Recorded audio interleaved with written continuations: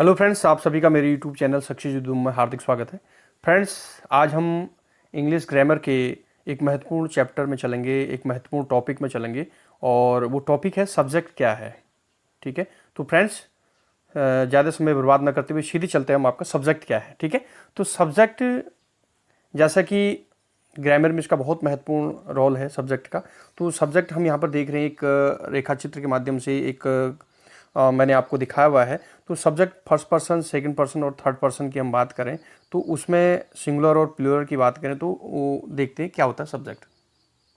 तो फ्रेंड्स, हालांकि सब्जेक्ट वो होता है जिसके बारे में उस सेंटेंस में बात हो रही है। ठीक है, सब्जेक्ट क्या होता है? सब्जेक्ट वो होता है जिसके बारे में उस सेंटेंस में बात हो रही है। ठीक है, या आप ये कह सकते हैं वाक्य में जो काम को कर रहा है वही सब्जेक्ट होता है। दूसरा क्या है? वाक्य में जो काम को कर रहा है वही आपका क्या होता है? सब्जेक्ट होता है। ठीक है, और तीसरा, किसी सेंटेंस या किसी वाक्य में सब्जेक्ट का जो पता तभी लगेगा जब वाक्य में क्रिया में कौन लगाकर आप प्रश्न करें, तो यानी कि आपको पता चल जाएगा कि सब्जेक्ट क्या होता है। तो हालांकि इसमें हम बाद में चलेंगे, तो इससे पहले हम एक चार्ट देखते हैं। आपके सामने एक चार्ट रखा हुआ है, यानी कि सब्जेक्ट देख रहे हैं आप, सब्जेक्ट, उसके बाद ये सिंगुलर है और ये प्लूरल है। तो कौन कौन से सब्जेक्ट हैं आप देखिए, फर्स्ट पर्सन में कौन कौन से सब्जेक्ट हैं, सेकंड पर्सन में कौन कौन से सब्जेक्ट हैं और थर्ड पर्सन में कौन कौन से सब्जेक्ट हैं, इस पर हम चर्चा करते हैं। चलिए चलते हैं चार्ट में। तो फ्रेंड्स, यहाँ पर आप देख रहे हैं चार्ट में सब्जेक्ट आपका देख रहे हैं फर्स्ट पर्सन में सब्जेक्ट जो होता है वो आई और वी होता है, और इसमें आई सिंगुलर होता है और प्लूरल वी प्लूरल होता है। हालांकि इसके बारे में मैंने आपको पहले भी सिंपल सेंटेंस में बताया है, टेंस में बताया है मैंने आपको, तो और मॉडल हेल्पिंग वर्ब में भी इसके बारे में थोड़ा सा बहुत जानकारी दी थी मैंने आपको, तो उससे ये क्लियर हो गया होगा। लेकिन आपको एक आज पूरी रूप से पूर्णतः ये क्लियर हो जाएगा।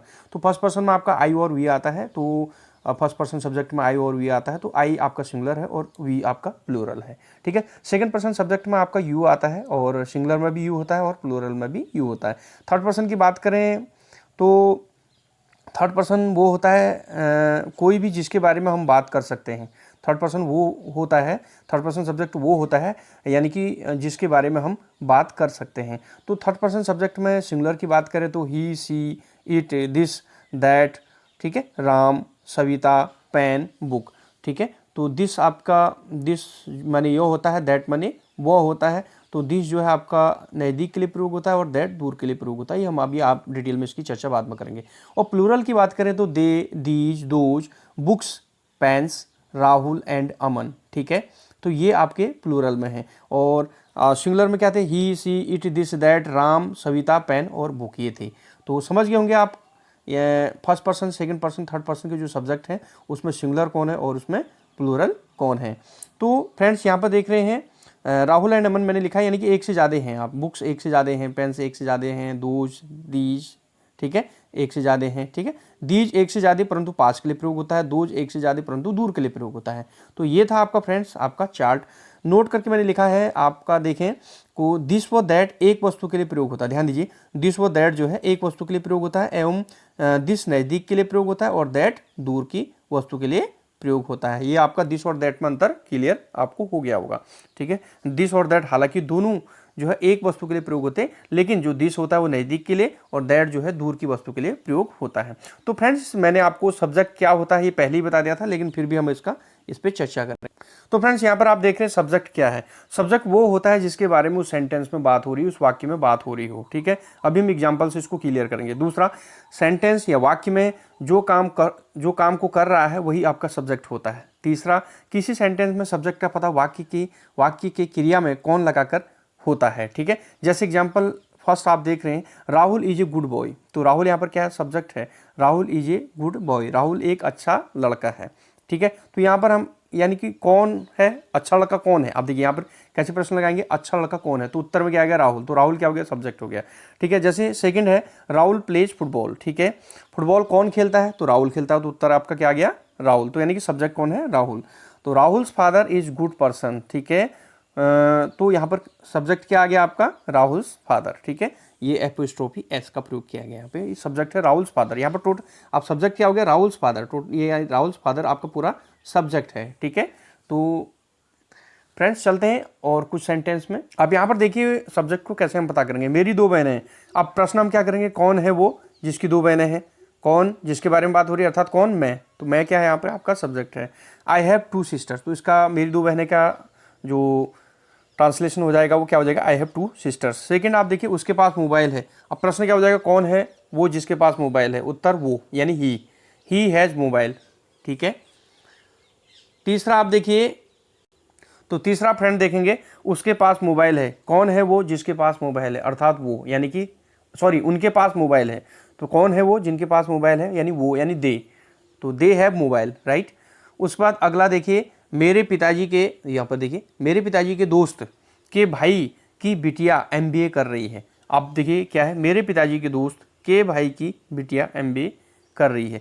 अब देखिए प्रश्न है कौन MBA कर रही है, ठीक है। अब कौन, उत्तर क्या आया, मेरे पिताजी के दोस्त के भाई की बिटिया, ठीक है। तो शब्द कितना लंबा है यहाँ पे, तो ध्यान दीजिए कैसे होगा ये आपका। तो फ्रेंड्स आप देख रहे हैं इसका ट्रांसलेशन कैसे होगा, मेरे पिताजी के दोस्त के भाई की बिटिया MBA कर रही है, ठीक है। तो यानी कि मेरे पिताजी के दोस्त के भाई की बिटिया। अब देखिए माय फादर्स, यानी कि मेरे पिताजी के, अब हम देखिए इतना हमने लिया, तो आप देख रहे हैं इतना हमने यहाँ पे मेरे पिताजी के, तो यानी माय फादर्स, यानी एपोस्ट्रोफी एस का प्रयोग कर दिया हमने के लिए, ठीक है। तो फिर दोस्त के भाई, अब यहाँ पर फ्रेंड्स, ठीक है, दोस्त के भाई के लिए, यानी के लिए क्या आ जाएगा, यानी फ्रेंड्स, ठीक है। सॉरी दोस्त के, ये केवल आएगा दोस्त के, इतना आ जाएगा दोस्त के, ठीक है। फिर आएगा भाई की बिटिया, क्या आएगा, भाई की बिटिया, तो ब्रदर्स डॉटर, ठीक है। तो एपोस्ट्रोफी एस का प्रयोग हुआ है की के लिए, के लिए, ठीक है। डॉटर इज परसुइंग MBA, या इसका एक और ऐसे ट्रांसलेट दूसरी तरफ से कैसे होगा, the daughters of the brothers of my father friend is pursuing MBA। तो यहाँ पर हमने क्या किया है, जो एपोस्ट्रोफी एस है को ऑफ में परिवर्तित कर दिया गया है। तो आप समझ गए होंगे, है ना। तो ये था आपका सब्जेक्ट की पहचान हमने कैसे करी।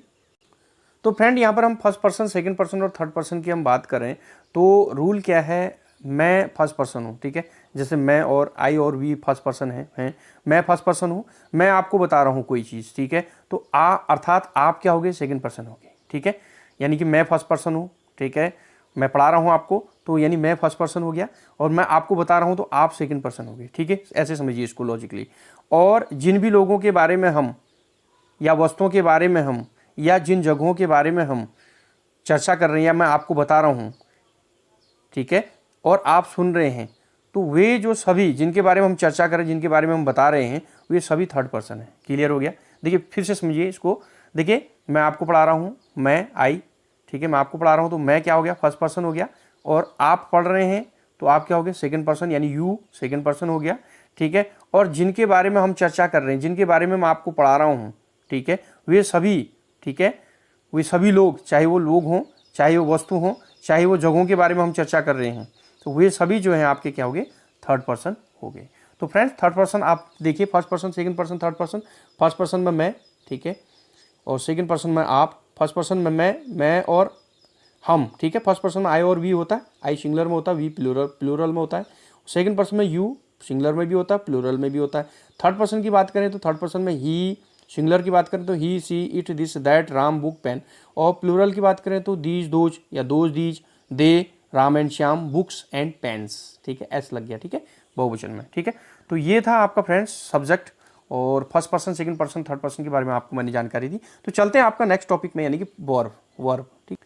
फ्रेंड्स जिस वर्ब की हम बात कर रहे हैं, जो वर्ब आपके सामने टेबल में है, तो ये वर्ब जो है इंग्लिश में, ये जो 3 वर्ब है, इनका बहुत बड़ा रोल है, बहुत बड़ा महत्वपूर्ण योगदान है, ठीक है। ये जो वर्ब हैं किस सब्जेक्ट के साथ प्रयोग किए जाते हैं, इसके बारे में हम चर्चा करेंगे। तो हालांकि जो है हेल्पिंग वर्ब की यहाँ पर बात हो रही है, तो आप देख रहे होंगे वर्ब यहाँ पे 3 जो वर्ब है बहुत महत्वपूर्ण है, हेल्पिंग वर्ब है ये वर्ब, यानी बी एक वर्ब है, डू एक वर्ब है, और हैव एक वर्ब है, ठीक है। तो आप हम बात करें कि प्रेजेंट की वर्ब कौन कौन सी होती है, ठीक है। अगर हम प्रेजेंट की वर्ब की बात करें तो प्रेजेंट की वर्ब होती है is, am, are, does, do, has, have, ये प्रेजेंट की वर्ब होती है, ठीक है। और बी वर्ब के अंतर्गत is, am, are, was, were, will भी आता है, ठीक है। और डू वर्ब के अंतर्गत does, do, did, will do आता है। और हैव वर्ब के अंतर्गत हैज, हैव, हैड और विल हैव आता है, ये ध्यान दीजिएगा, ठीक है। और प्रेजेंट की वर्ब के अंतर्गत कौन कौन सी वर्ब हैं, is, am, are, does, do, has, have. Past की वर्ब की बात करें तो बी के अंतर्गत वॉज वेयर आता है, डू के अंतर्गत डिड आता है और हैव के अंतर्गत हैड वर्ब आती है। अर्थात पास्ट की जो वर्ब है वॉज वेयर डिड हैड, ठीक है। फ्यूचर की वर्ब की बात करें तो बी के अंतर्गत विल बी आता है और डू के अंतर्गत विल डू आता है और हैव के अंतर्गत विल हैव आता है। तो यानी कि फ्यूचर की वर्ब कौन होगी, विल बी हो गया, विल डू हो गया और विल हैव हो गया। समझ गए। आपसे हम कभी प्रश्न करें कि प्रेजेंट की वर्ब कौन कौन सी होती है, is, am, are, does, do, has, have, ये सब सारी आपकी हेल्पिंग वर्ब हैं। तो पास्ट की वर्ब की हम बात करें तो पास्ट की वर्ब कौन सी है, वॉज, वेयर, डिड, हैड, ठीक है। फ्यूचर की वर्ब की बात करें तो कौन कौन सी है, will be, will do and will have. अब दूसरे प्रकार से प्रश्न पूछेगा कि जो वर्ब वी है, ये 3 वर्ब है, बी, डू, हैव। अब वर्ब जो वी है उसके अंतर्गत कौन कौन सी वर्ब आती है, तो is, am, are, was, were, will be, ठीक है। डू वर्ब के अंतर्गत कौन कौन से आते हैं, do, does, did, will do. और हैव वर्ब के अंतर्गत कौन कौन से आते हैं, has, have, had, will be, ना सॉरी विल हैव, ठीक है। तो ये आप चार्ट से समझ गए होंगे, ठीक है। तो फ्रेंड्स इंग्लिश में जो 3 वर्ब का बहुत बड़ा रोल है, जो ये बी, डू और हैव है, ये वर्ब किन सब्जेक्ट के साथ प्रयोग किए जाते हैं उसके बारे में हम चर्चा करेंगे, ठीक है। तो फ्रेंड्स यहाँ पर जो 3 वर्ब हैं वो आप जानते हैं, बी, डू, हैव के बारे में हमने चर्चा की। तो बी फैमिली के जो वर्ब हैं मैं आपको पहले ही बता चुका हूँ, is, am, are, was, were, will be, ठीक है। उसके बाद डू फैमिली के जो वर्ब हैं आपके वो कौन कौन है, डू हो गया, डज हो गया, डिड हो गया, विल डू हो गया, ठीक है। उसके बाद हैव फैमिली के जो वर्ब हैं वो उसमें हमने चर्चा की थी, हैज हो गया, हैव हो गया, हैड हो गया और विल हैव हो गया। तो फ्रेंड्स कुछ पॉइंट्स इंपॉर्टेंट पॉइंट नोट कर लीजिएगा। और तो यहाँ पर कुछ इंपॉर्टेंट पॉइंट क्या है, देखिए सेल का यूज टेंस के स्ट्रक्चर में नहीं किया जाता, ध्यान दीजिए, ये बहुत इंपॉर्टेंट है आपके लिए। सेल का जो प्रयोग होता है वो टेंस में नहीं होता, सीधे सीधे। दूसरा खो, सब्जेक्ट सिंगुलर हो या प्लूरल हो, हमने विल का ही यूज करना है, ध्यान दीजिए, विल का यूज चाहे सब्जेक्ट सिंगुलर हो चाहे प्लूरल हो तो विल का ही प्रयोग करना है। सेल का यूज मॉडल हेल्पिंग वर्ब में किया जाता है, ध्यान दीजिए, मैंने आपको सेल मॉडल हेल्पिंग वर्ब पूरा कंप्लीट करा दिया, तो वहाँ पर मैं शेल और शूट का प्रयोग किया था, बताया था, आपको याद होगा, ठीक है। सभी सब्जेक्ट के साथ, ध्यान दीजिए, सभी सब्जेक्ट के साथ डिड का प्रयोग हो सकता है, हैड का प्रयोग हो सकता है, विल बी का प्रयोग हो सकता है, विल डू का प्रयोग हो सकता है, विल हैव। ये 5 वर्ब जो है का प्रयोग जो है सभी सब्जेक्ट्स के साथ आप कर सकते हैं, कोई भी सब्जेक्ट हो, चाहे वो फर्स्ट पर्सन का हो, चाहे वो सेकंड पर्सन का सब्जेक्ट हो, चाहे वो थर्ड पर्सन का सब्जेक्ट हो, सभी के साथ इनका प्रयोग आप कर सकते हैं। अर्थात मैं चार्ट में इसको दिखाने की कोशिश करूँ तो आपको, तो फ्रेंड्स यहाँ पर आप देखिए गोल घेरा आप देख रहे होंगे, तो यहाँ पर जो गोल घेरा आप देख रहे हैं ऐसे पूरा ये, यानी कि इसमें कौन कौन है, डिड है, हैड है, विल बी है, विल डू है, विल हैव। यानी कि फ्यूचर की जो वर्ब है, सीधे सीधे फ्यूचर की जो वर्ब है विल बी, ठीक है, will be, will do, will have. और पास्ट की जो वर्ब है आपकी डिड और हैड, इन सभी के साथ यानी कि सभी सब्जेक्ट के साथ इनका प्रयोग आप कर सकते हैं, ठीक है। क्लियर हो गया। तो आगे चलते हैं। तो आप बचे कौन, हैज हैव बचा, डज डू बचा और इज एम आर बचा। तो आप हम देख एक एक करके देखते हैं हैज और हैव वर्ब का प्रयोग कहाँ पर होता है, ठीक है। हैज और हैव वर्ब का प्रयोग कहाँ होता है, हैज का प्रयोग देखिए थर्ड पर्सन सिंगुलर सब्जेक्ट के साथ किया जाता है, ये तो मैं आपको पहले भी बता चुका हूँ। बाकी सभी के साथ हैव का प्रयोग किया जाता है। तो हैज का प्रयोग थर्ड पर्सन सिंगुलर सब्जेक्ट यानी he, she, it, this, that, Ram, Shyam, ठीक है, तो उनके साथ जो है हैज का प्रयोग किया जाता है। और रेस्ट आल सभी जो सब्जेक्ट हैं उनके साथ हैव का प्रयोग किया जाता है। तो यहाँ पर आप देख भी रहे he, she, it, this, that, Ram, Savita के साथ हैज का प्रयोग किया जाता है, बाकी के साथ हैव का प्रयोग किया जाता है, ठीक है। अब बचा क्या, डू और डज का प्रयोग। जो डू और डज जो वर्ब है उसका प्रयोग कहाँ पर होता है ये सुन लीजिएगा। डज का प्रयोग थर्ड पर्सन सिंगुलर सब्जेक्ट के साथ होता है। थर्ड पर्सन सिंगुलर सब्जेक्ट क्या है, he, she, it, Ram, this, that, pen, book, इसके साथ डज का प्रयोग होता है। और बाकी सभी जो रेस्ट सब्जेक्ट हैं उनके साथ डू का प्रयोग होता है, ठीक है। अब फ्रेंड्स हम चलते हैं इज एम आर का प्रयोग। तो इज एम आर जो वर्ब है उसका प्रयोग कहाँ पर होता है, देखिए एम का प्रयोग केवल जो है आई के साथ होते हैं, ध्यान दीजिए, फर्स्ट पर्सन सिंगुलर सब्जेक्ट के साथ ही एम का प्रयोग होता है, ठीक है। आई एम यानी एम का प्रयोग केवल आई के साथ होता है। और इज का प्रयोग जो है वो थर्ड पर्सन सिंगुलर सब्जेक्ट के साथ होता है। थर्ड पर्सन सिंगुलर सब्जेक्ट कौन सा है, he, she, it, Ram, Shyam, this, that, ये थर्ड पर्सन सिंगुलर सब्जेक्ट हैं। उसके बाद आर का प्रयोग जो है बाकी जो सभी सब्जेक्ट है, रेस्ट ऑल सब्जेक्ट हैं उनके साथ जो है आपका आर का प्रयोग होता है, ठीक है। तो फ्रेंड्स वॉज और वेयर का प्रयोग कहाँ होता है इसके बाद चर्चा करेंगे। तो अब आप यहाँ पर लास्ट बार जो वर्ब बची है वॉज और वेयर का प्रयोग। वॉज का प्रयोग थर्ड पर्सन सिंगुलर सब्जेक्ट के साथ होता है, ठीक है, थर्ड पर्सन सिंगुलर सब्जेक्ट यानी कि he, she, it, this, that, Ram, Shyam, ठीक है, इसके साथ वॉज का प्रयोग होगा। और वेयर का प्रयोग रेस्ट ऑल जो सब्जेक्ट है, जो बचे हुए जो सब्जेक्ट हैं उनके साथ वेयर का प्रयोग होता है। इस प्रकार आपने जाना कि जो सब्जेक्ट है, जो वर्ब है, यानी इसका प्रयोग किन सब्जेक्ट के साथ होता है। तो फ्रेंड फिर से हम इस चार्ट में आ गए। देखिए वर्ब के इस चार्ट में, तो वर्ब आपका बी डू हैव, ठीक है। ये इसके अंतर्गत जो भी आपकी वर्ब थी, प्रेजेंट की वर्ब, पास्ट की वर्ब, फ्यूचर की वर्ब, उनका प्रयोग किन सब्जेक्ट के साथ हुआ ये आपने देख लिया, ये आपको क्लियर हो गया, ठीक है। यानी कि यहाँ पर आप जो घेरा देख रहे हैं, लाल घेरा ये वाला, तो इस लाल घेरा यानी कि इसमें क्या है, will be, will do, will have, did have, यानी कि इनका जो प्रयोग है वो किसी भी सब्जेक्ट के साथ हो सकता है, ठीक है। सभी सब्जेक्ट के साथ इनका प्रयोग कर सकते हैं, चाहे वो फर्स्ट पर्सन हो, सेकंड पर्सन हो, थर्ड पर्सन हो, किसी के साथ भी इन वर्ब का प्रयोग आप कर सकते हैं। अब दूसरा बचा क्या, हैज और हैव। हैज का प्रयोग मैंने बताया, हैज जो वर्ब है, इस वर्ब का प्रयोग जो है थर्ड पर्सन सिंगुलर सब्जेक्ट के साथ होता है, और रेस्ट ऑल के साथ हैव का प्रयोग, रेस्ट ऑल सब्जेक्ट के साथ हैव का प्रयोग होता है। अब बात करते हैं फ्रेंड्स, डज और डू वर्ब का प्रयोग किन सब्जेक्ट के साथ होता है। मैंने आपको अभी बताया डज का जो वर्ब है उसका प्रयोग जो है किसके साथ हुआ है, आपका थर्ड पर्सन सिंगुलर सब्जेक्ट यानी he, she, it, Ram, Shyam के साथ हुआ है। और डू की हम बात करें तो जो डू है वो रेस्ट ऑल सब्जेक्ट के साथ डू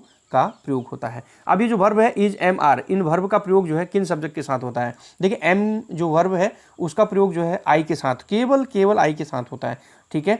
तो उसके बाद इसका जो प्रयोग होता है फ्रेंड्स वो आपका थर्ड पर्सन सिंगुलर सब्जेक्ट के साथ जो है इसका प्रयोग होता है। थर्ड पर्सन सिंगुलर सब्जेक्ट क्या है, he, she, it, Ram, Mohan, Shyam, this, that, ठीक है। और आर का प्रयोग बचे हुए जो रेस्ट ऑल सब्जेक्ट हैं उनके साथ आर का प्रयोग होता है। तो इस प्रकार आपने जाना कि जो वर्ब है, तीन अंग्रेजी में जो तीन इंपॉर्टेंट वर्ब है, तीन महत्वपूर्ण वर्ब है, यानी कि बी, डू, हैव, इन वर्ब का जो प्रयोग किन सब्जेक्ट के साथ होता है, इसकी जानकारी आपको पूरी हो गई। तो फ्रेंड्स चलते हैं हम आगे। तो फ्रेंड्स यहाँ पर आपका दिस, दैट, दीज, दोज का प्रयोग के बारे में हम आज जानकारी देंगे आपको। तो यानी कि देखिए जो दिस और दैट का जो प्रयोग होता है, ठीक है, दिस और दैट का प्रयोग होता है वो एक वस्तु के लिए होता है, यानी एक वचन के लिए होता है, ठीक है, एक वचन के लिए।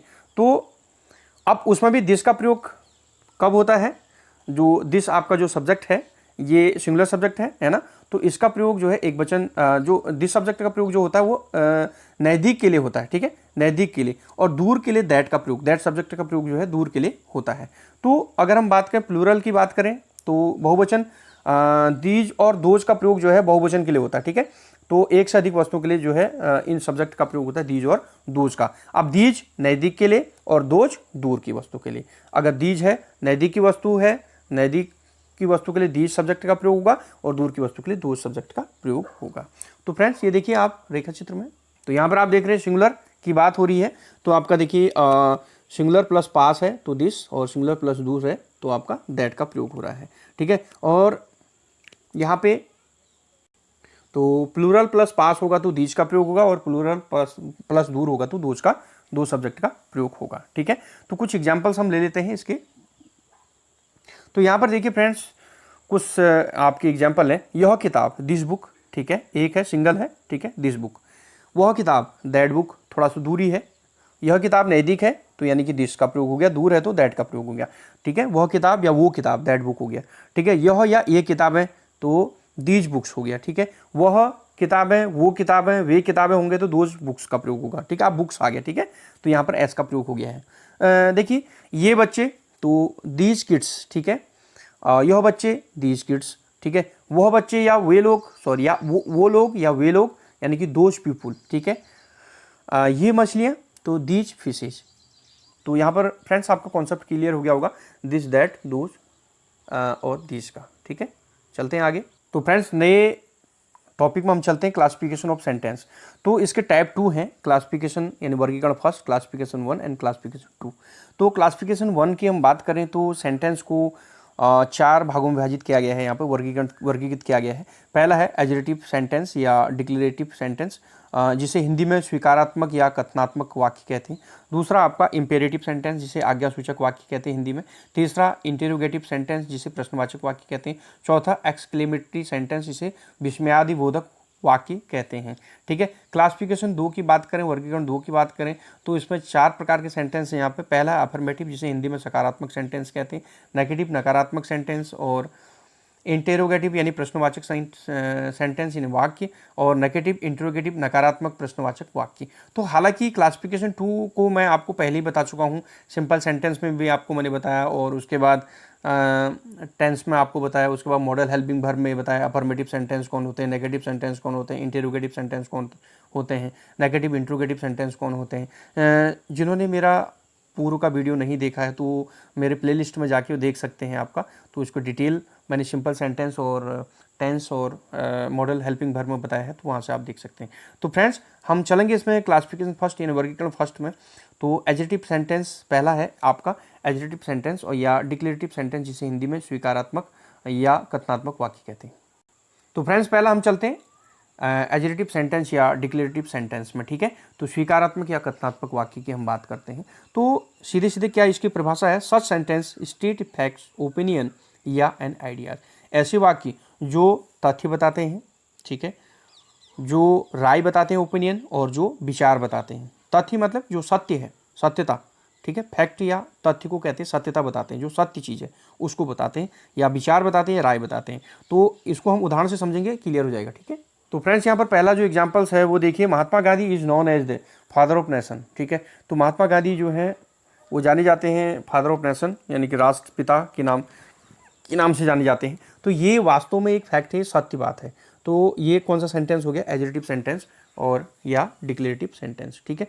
तो आप समझ गए होंगे, स्वीकारात्मक यानी कि स्वीकार किया हमने, ठीक है, और कथन माने सत्य, सत्य है जो, तो इसलिए इसका नाम पड़ा स्वीकारात्मक या कथनात्मक वाक्य, यानी जो कथन फैक्ट जो सत्य है और जिसे हम स्वीकार कर रहे हैं, ठीक है। तो यानी कि तीन चीज़ आपको याद रखनी है इसमें, यानी फैक्ट तथ्य जिसे सत्य या सत्यता, दूसरा विचार आइडिया जिसमें विचार आए, और तीसरा ओपिनियन यानी कि राय, मेरी क्या राय है। चलते हैं आपका अगले सेंटेंस में। तो फ्रेंड्स सेकंड सेंटेंस है, Shri Narendra Modi is the prime minister of India. ये सत्य बात है, यानी कि नरेंद्र मोदी जी जो है prime minister of India, Bharat के प्रधानमंत्री हैं, ठीक है, फैक्ट है। तीसरा, Ram is good boy, Ram अच्छा लड़का है। अब देखिए मेरी राय है, ठीक है, अपनी अपनी राय है। जैसे हम पूछते हैं यार वो लड़का कैसा है, तो यार वो अच्छा लड़का है, ठीक है, और उनका यार कैसा लड़का है, वो गंदा लड़का है यार। तो यानी कि अपनी राय है, ओपिनियन यहाँ पर बात हो रही है, राम इज गुड बॉय, ठीक है।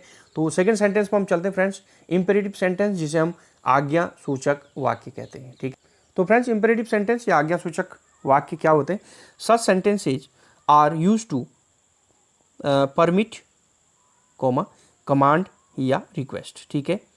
तो यहाँ पर जो इंपेरेटिव सेंटेंस है, आज्ञा सूचक वाक्य हैं, वो परमिट, कमांड और रिक्वेस्ट के लिए प्रयोग किए जाते हैं, ठीक है। तो यहाँ पर रिक्वेस्ट यानी आग्रह, ठीक है, कमांड माने आदेश, और परमिट माने यानी कि अनुमति, ठीक है, या परमिशन अनुमति। तो इसको हम सेंटेंस से समझेंगे वन बाय वन। तो फ्रेंड्स परमिशन की बात करें तो यू मे गो नाउ यानी परमिशन अनुमति, ठीक है, यू मे गो नाउ, तुम अब जा सकते हो, ठीक है।